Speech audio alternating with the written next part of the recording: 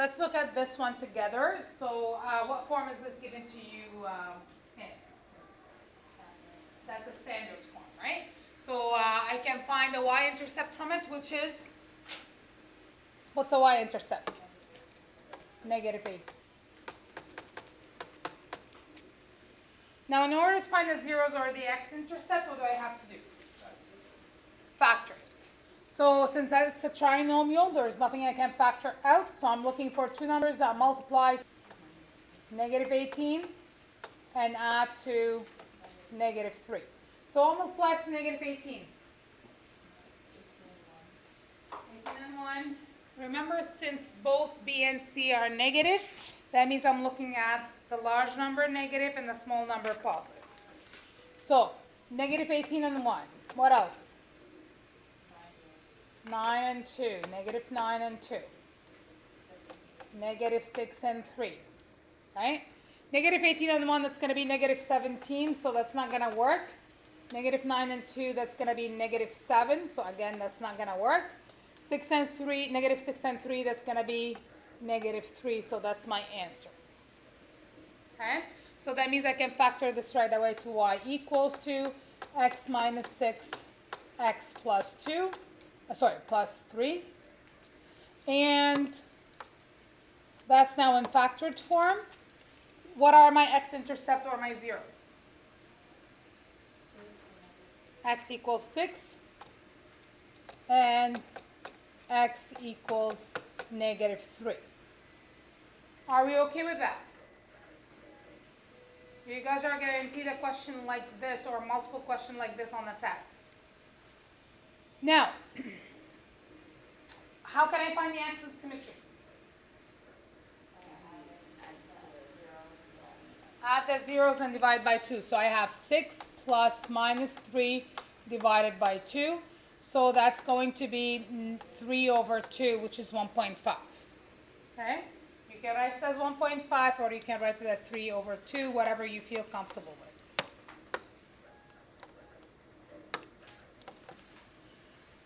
To find the optimal value, what do I do? Plug in the axis of symmetry in for what letter? You can put it in factored form or you can put it in the standard form and in for x. Yeah.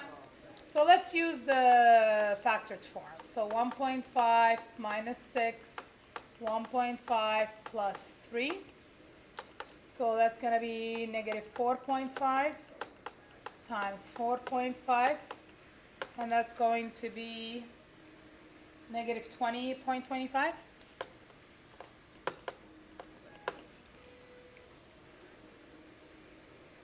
So what's my vertex?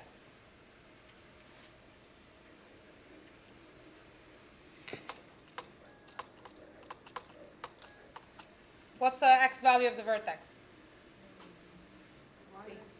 1.5. And what's the y value of the vertex? Negative 20.25.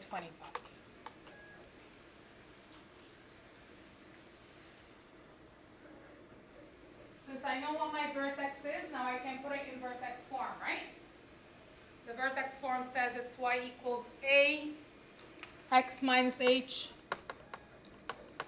squared plus k. What's the a value going to be? What's the a value in the standard form? 1. So the a value in the vertex form is going to be 1 as well. I don't have to write it. X minus 1.5 squared and minus 20.25.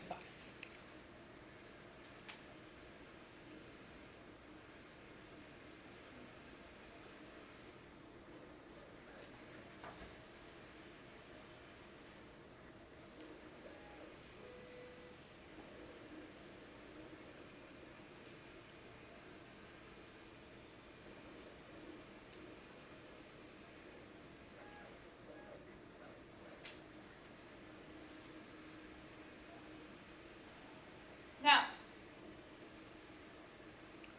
the second question is, in what form? How can I find from the vertex form? The vertex, which is what? 2 and 5.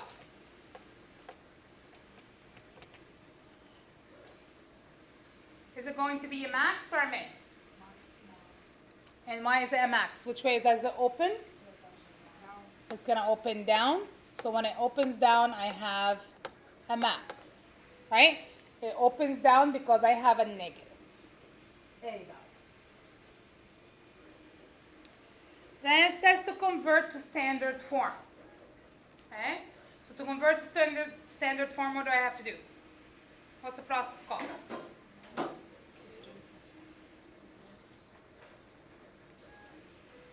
called expand. Right? Anytime you're putting it in standard form, you're expanding, either by foiling or by foiling and doing a little bit extra to it. So I have to expand. So that's going to be y equals negative 3, x minus 2 times x minus 2 plus 5.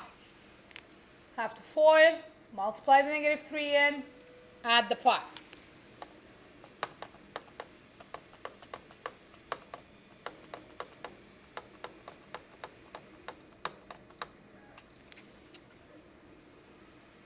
Are we okay with this? So for this one, I just did the FOIL, right? Multiply each term in the bracket by the other term in the bracket. I'm going to collect like terms.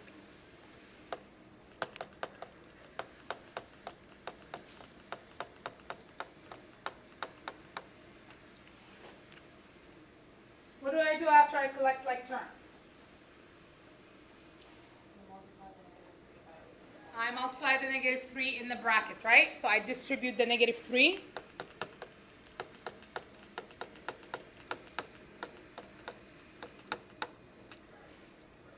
And my last step is to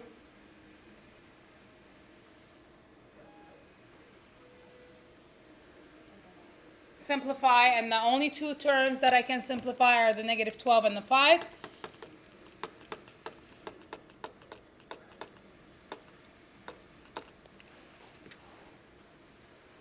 And I'm done.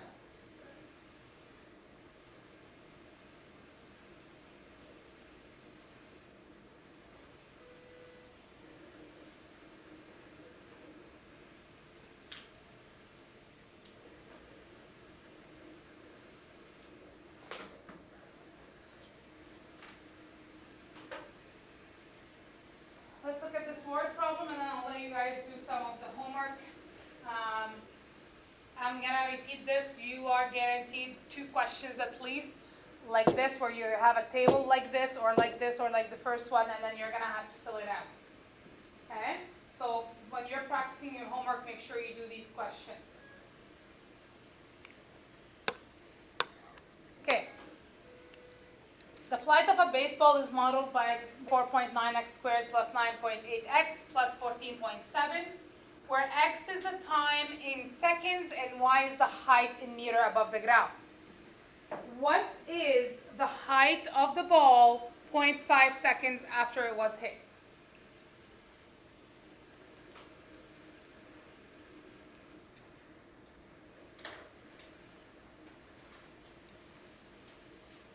What does that 0.5 seconds represent?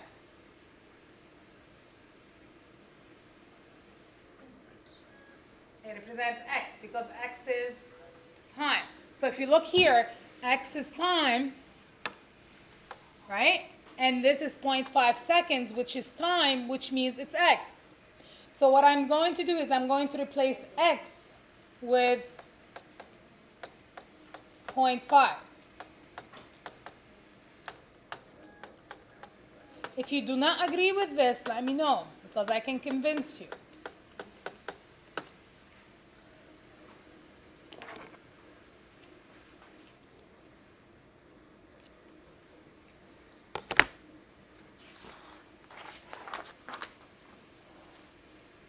I want you to plug in this in the calculator.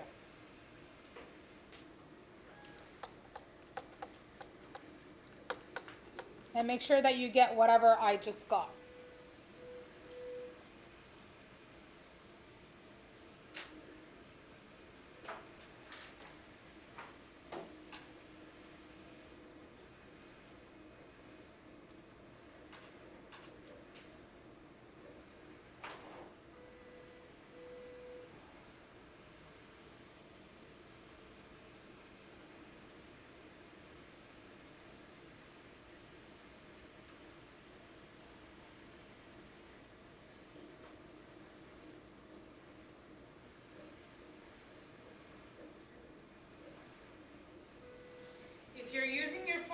not the best calculator, guys, because you're going to have to do things backward a little bit. So you have to do 0.5 squared, then you're going to have to multiply by negative 4.9, and then you're going to have to make sure that you know this, the 9.8 times 0.5, and so on and so forth. So, what's the question asking me for? It's asking me for the height of the ball after at 0.5 seconds, right? So I have to put a therefore statement. So therefore, the height, it's a word problem, right? Of the ball at 0.5 seconds after it was hit is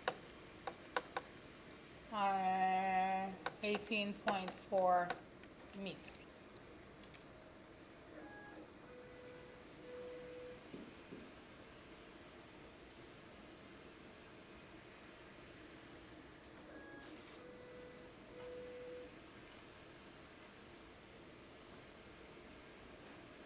What is the height of the ball when it was hit?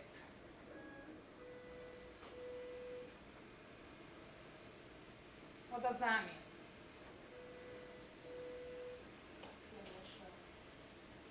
Say that again.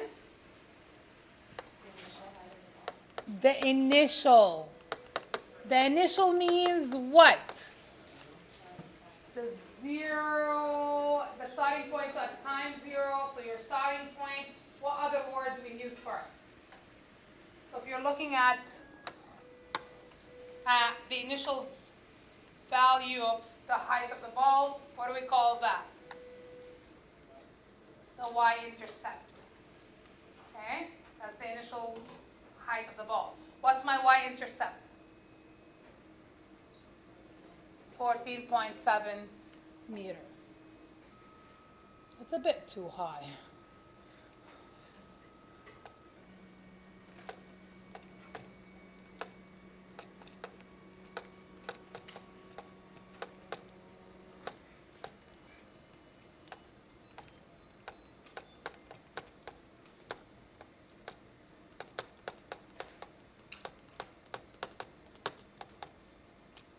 More like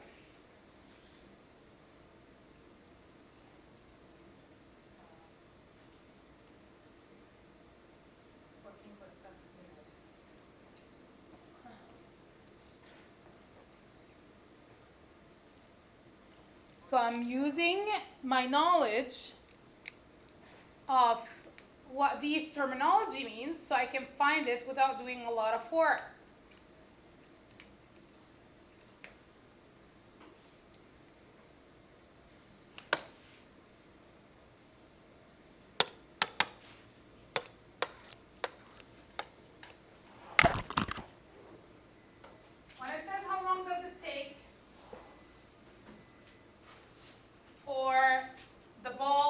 The ground. What am I looking for?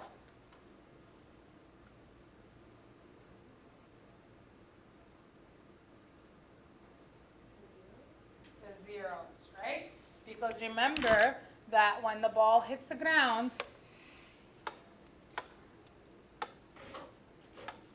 that's your x-intercept, right? Yes? Okay. So, if I'm looking for the x-intercept, what form do I want to be in?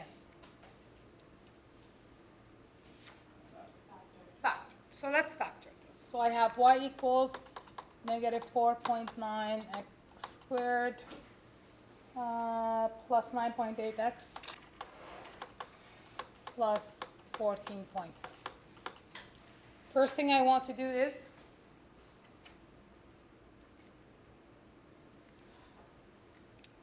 do I want that negative 4.9 in front of the x squared? No, because I can't factor if I have a value of a in front of the x squared. So I want to factor it out. So to factor that negative 4.9 out, that means I have to divide each term by negative 4.9. And I'm hoping that this is a factor.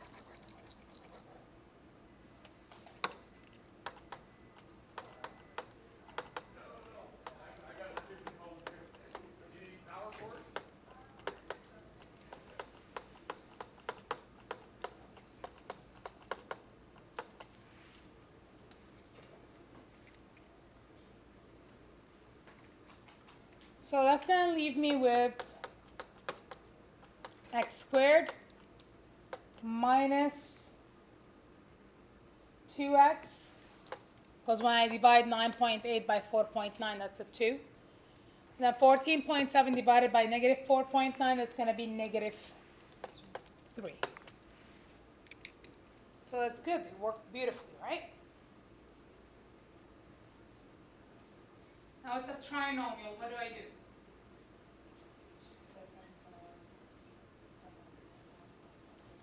Sum and product. So I'm looking for two numbers that multiply to what and add to what?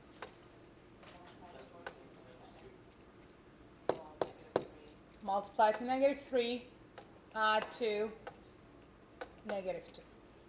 So both of them are negative. That means my large number is going to be negative and my small number is going to be positive. What multiplies to negative 3? So only negative 3 and 1.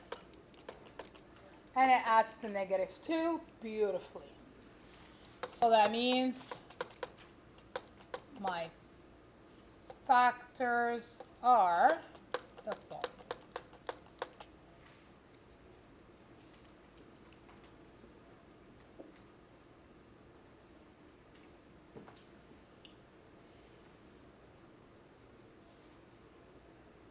So what are my zeros? 3 and negative 1. When would the ball hit the ground?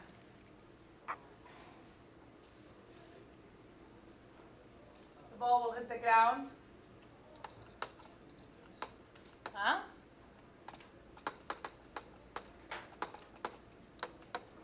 After minus 1 second? Yes or no? After 3 seconds? Good. Right? If I'm looking at the minus 1, it's going to be right here, which doesn't exist in the positive, in the negative time, right?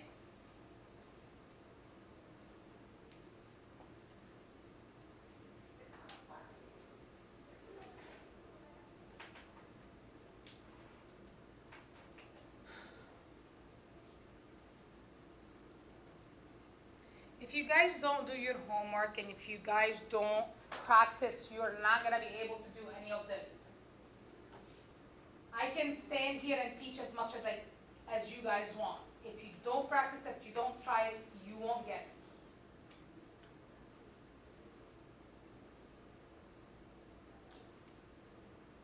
Now, how do I find the maximum height? What am I looking for when it's asking me for the maximum height? The vertex, right? What value of the vertex I'm looking for? The x or the y? The y. Okay, so to find the maximum height, I need to use my zeros. Okay, so to find the axis of symmetry first, I'm going to add the two zeros and divide by 2. So 3 plus minus 1, that's 2. 2 over 2, that gives me 1. So my axis of symmetry is at 1. That doesn't give me my maximum height though, right? Not yet. What do I do to find my maximum height? Plug in 4x. So to find my optimal value, I'm going to plug it in.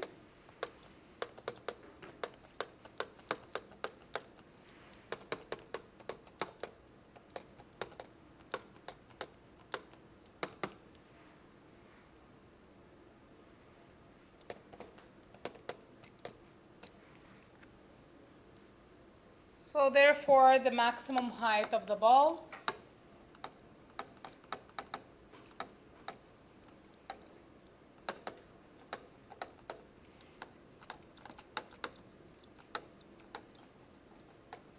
is 19.6 meters. Now, if I ask you when does the maximum height occur, what do you say? 1 second, right? Because that's where your axis of symmetry.